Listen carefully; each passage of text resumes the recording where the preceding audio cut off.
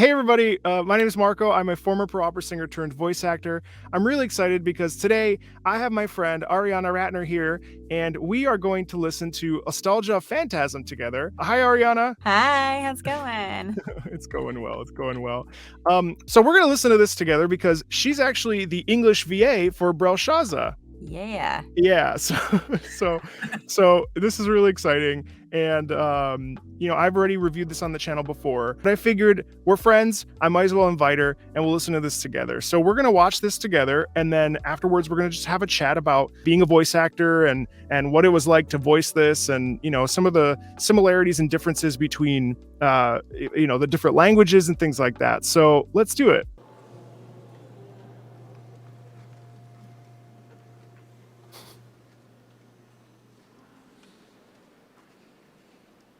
That's so awesome. 슬픔, 불안, 절망, 공포. 아스텔지어가 시작되리라.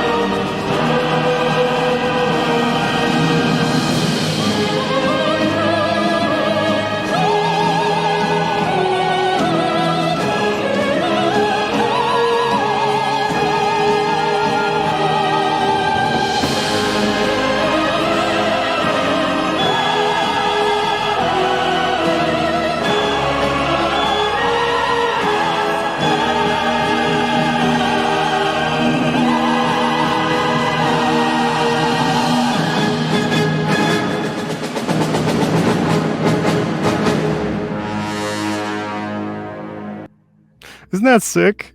So epic. That's amazing. Is all video game music like this? Or is Yeah, a lot of What? it. That's A so lot of it. cool. A lot Oh of it. my So I'm curious, because I've already heard this, but so this was a live performance that they did in June. I think it was, streamed live on June 3rd, and it was a 4-hour concert where they did every piece from the Lost Ark, basically. Lost Ark. I don't know how many pieces, or if it was like the complete like compendium of music. But yeah, I mean, it's just crazy. Well, I'm curious about your thoughts. Like, what do you think when you hear that? You play this character, you understand sort of her, like, her mythos, her pathos, her psychology. What do you make of that? I mean, it's so epic. I just had no idea. First of all, we have no idea when we get these games that we're like, how big the world is, or how big the fan base is, or the popularity. Like, there's a whole concert that's so crazy. But yeah, I mean, it's just epic. And I wonder, that's not the actress, right, on stage? Like, is that the original voice? Because it kind of No. sounded like her a little bit. I don't think so. I don't think so. But Although, yeah, because go ahead. Oh no, I was gonna say, like, her move, just like the preciseness of her movements. Like, she's clearly like a trained like actor, movement wise and everything. Like, it was really a dancer. Yeah, I mean, I love how epic and huge it is. I just had no idea.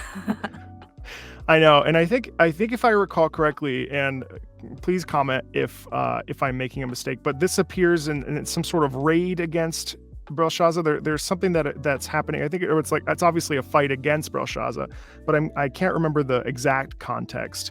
But it's interesting because I'm pretty sure she's like hurtling planets at you at this moment too, which is kind of interesting. Like I think I've seen this scene, but I don't quite remember. It's like so hard to find myself. Well, but then also, like, there's so much that, I mean, you of course are so busy, like you're always doing some sort of voice or something. Like, that's the thing. Like, in your mind, how do you like prepare for like a role, and like, do you just sort of, because like there's a lot of secrecy, obviously, because like you can't spoil that you can't spoil that you're the character until it's released, and like all these other things. So like, for you, how is it preparing for these things?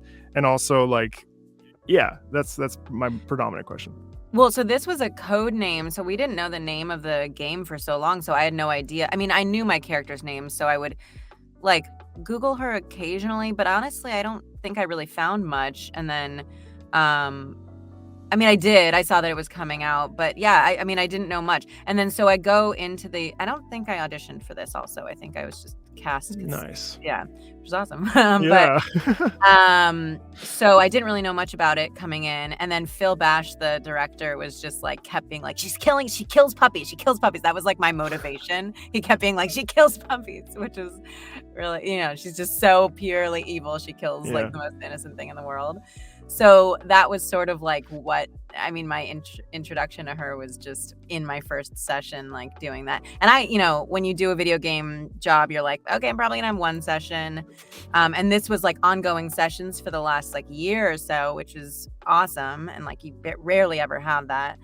So it's really cool. And I'm so glad like the world is so big and it finally came out and I can talk about it and like, yeah. Well, it's such an interesting thing too, because like you said, there's so many layers to like getting auditions or in this case like booking, but then also like like you can't really prepare. You kind of just have to like show up, and whatever the director kind of guides you towards is where you end up. So I mean, it's interesting because I mean, in her lines, do you feel like she's like sort of multi-dimensional, or do you feel like, I mean, she's like hurling planets. I don't mean that way. I mean, like character-wise, do you think that she's like this unbridled evil, or is there a bit of also this like humanity in her as a character? I do feel like, so I work, I teach voiceover and video games, specifically in animation, and video game works so clearly with archetypes. Like, it's just so archetypical, and I think that she is the archetypical villain. I didn't really see much of like another side to her, like of like the humanity of her. She's just like pure evil, which is so fun to play, just like purely evil all the time. So yeah, I didn't really see much of that, which because I think that video games work with those very clear archetypes that she was the villain, like she's the villain. And I play a lot of villains and I like playing villains. It's fun. Well, you of course are extremely multifaceted in the way that you're able to, like, I mean, you've been in countless games, from Elder Scrolls Online to World of Warcraft. I mean, like, you're so multifaceted. So it must be fun to be able to like dive in and really like chomp on, some like pure raw villainy. It's very fun. I think that like as I entered my 30s, I mean, I'm like mid 30s now, but like as I entered my 30s, my voice just got deeper and I started like booking these like villainy characters, lots of vampires and things like that. And it's so fun. I'm like, I love playing these like gruff, big, I play orcs in World of Warcraft and stuff. So it's like really fun to just do these like dark, big characters because I always thought I would play little kids or like light, airy things, and that's just not what I was booking.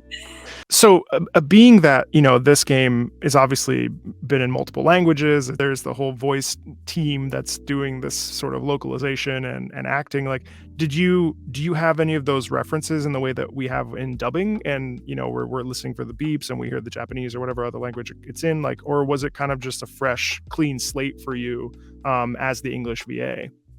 So when we had cutscenes, it had to be really precise. Actually, it was all had to be precise. So I heard the original voice.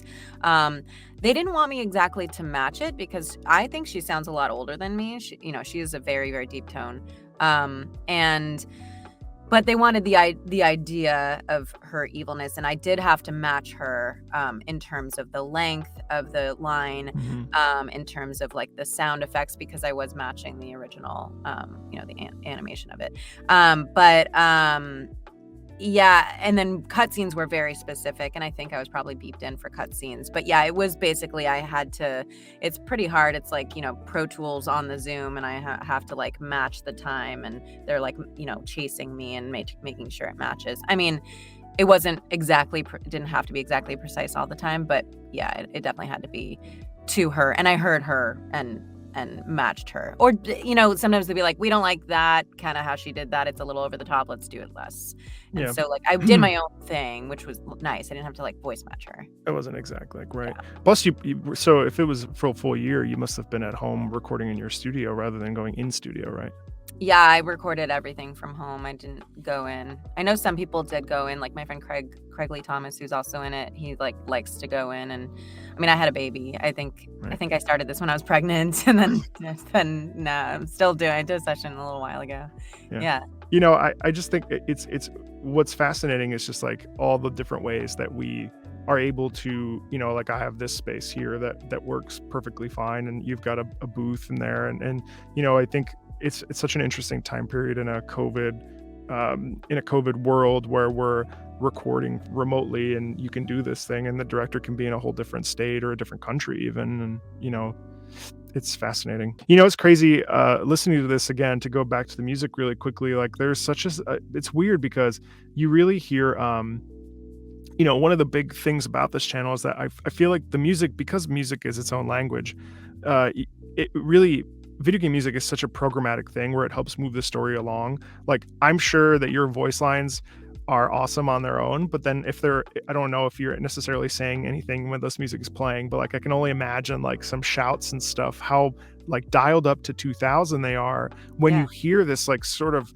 you hear this like dire, like desperation almost, and this like this urge to, achieve a goal, and it's sort of interesting. I sometimes wonder, because I don't know if you do this for like commercial stuff, but sometimes when I have commercial auditions, I'll like listen to a backtrack because it helps like infer an emotional context. So it's so crazy to just hear this music and to hear this such intensity, and it's, I mean, it's amazing. I also can't believe this was live, and like that Soprano is fantastic. It's just crazy the raw power that this evokes. It is incredible, and just like the epic. I was just the whole time I was watching, I was like, this is just incredibly epic. It's amazing to me, and the singer was just incredible. Like the cosplayer on stage was incredible. Whole spectacle, I know. It's a whole spectacle, and like the screen, like everything going on behind her, it was just amazing. I mean, yeah, and I think music. I don't come from music necessarily. I took singing lessons when I was little, and and took piano and stuff and all that. But I am in awe of musicians. I think just like being my husband is a musician.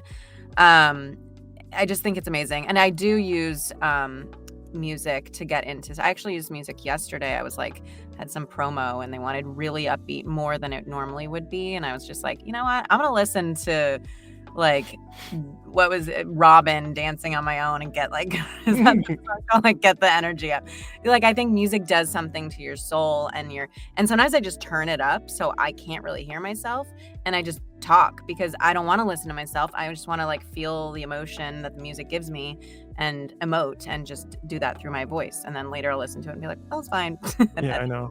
Well, and I wonder too, like, I wonder how fine it actually is once you're listening to music, because it's like if that music is inferring such an emotional response, it's like, well, it's automatically probably fine. You know what I mean? It's such an interesting thing. Yeah, this is cool. I'm so glad we got to listen to this together. Okay, where can people find you? What details can you provide us? Yeah. Well, so if you're interested in a Brelshaza autograph or Kakul Sedan, who Craig Lee Thomas plays, we are doing a combined autograph signing and hangout thing on this Friday, the 15th, July 15th, at 2 p.m. Pacific on Instagram. So that's my Instagram, which is Arianna Ratner, at Arianna Ratner, or Craig's, which is, I think, Craig Lee Thomas. And we'll just be doing a live, like hanging out and talking. So we've known each other since we went to NYU together. Oh man. Yeah. And then Instagram, I have a TikTok that I never post on anymore, but you can check out my voiceover teaching stuff at Arianna Ratner VO on TikTok. Are the autograph things like if someone's watching this in like September, is there a retroactive thing, or is it sort of like once it happens in July, it happens in July? Yeah, so stream on my Streamly shop, which is linked in my bio, and you can probably link it here. I have Cookie Run Kingdom Sorbet Shark Cookie prints. I have Elder Scrolls Online, I think, the Drake of Blades and Oriandra, and then I have Brelshaza prints. So yeah, you can buy prints whenever, like my shop will be open, so you can buy an autograph, and they're always really cool. The Cookie Run ones were really awesome. Like, really, I kept one for myself. I'm gonna put this up somewhere someday. Well, it's also like just like honoring yourself and the hard work that you've done, to get to a position where you're getting these opportunities and stuff, so it's like, yeah, why wouldn't you? Yeah, we get so little, like we barely know what game we're in, let alone hearing ourselves. Like sometimes there's one game that I did that I'm like, I still cannot find what game it was. No idea. And it was the coolest session. And it was like a crazy zombie creature. And I have no idea. But yeah, maybe you can help. I think I've asked. Was it State of Decay 2? No, not State of Decay 2. It was another zombie thing. It was like this weird, zombie creature character thing. And I even emailed the guy who I worked with and didn't hear back. My agent's like, I have no idea. So. Well, if you want to do some research, help Arianna find out what character she plays a zombie. It's a Bright Skull zombie game. So if you know a Bright Skull zombie game, I can't find one, DM me. Let me know. Well, thanks so much for coming on, Arianna. I really appreciate it. Yeah, thank you for opening my eyes to video game music. I literally had no idea. This is so epic. It's incredible. I'm gonna watch this. I love classical music, opera. I love it. So. Oh, that's awesome. That's awesome. And as always, thanks a ton for hanging out and watching this, and hopefully you enjoyed it. And as always, I'll talk to you later, okay? All right, bye. Bye.